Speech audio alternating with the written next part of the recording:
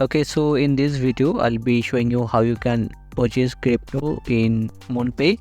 I made a longer video, but we'll be talking here about this purchasing crypto only. So whenever you're clicking on buy, and then you have to enter the amount, and then you have to select the crypto that exactly you want to purchase.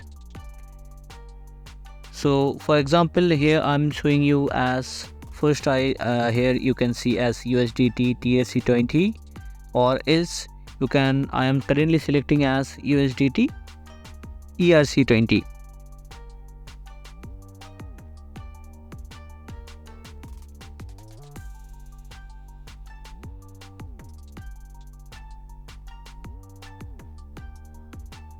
Okay, now if you in the bottom, if you want to see the fees and all, you can click that option, or else you can just click on continue.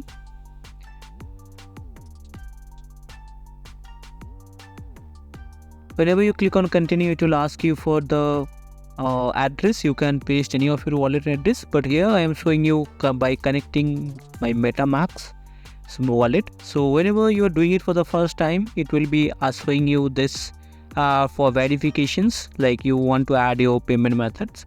So for that, click on verify. I agree. This QR code, you have to scan it from your mobile device.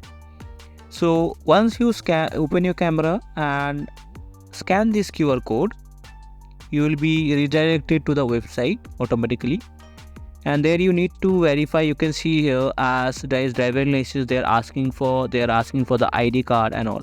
So let's click on continue, click on use my camera, give the permission as allow. You have to do the same verification as I am showing you here in this video. And here this is a selfie scan where you need to nod your head and all that, because they will be checking your liveness. Once that's done, the verification will take a little minute, maybe like sometimes 2 to 5 minutes maximum, but normally within 30 seconds to 1 minute maximum it gets verified.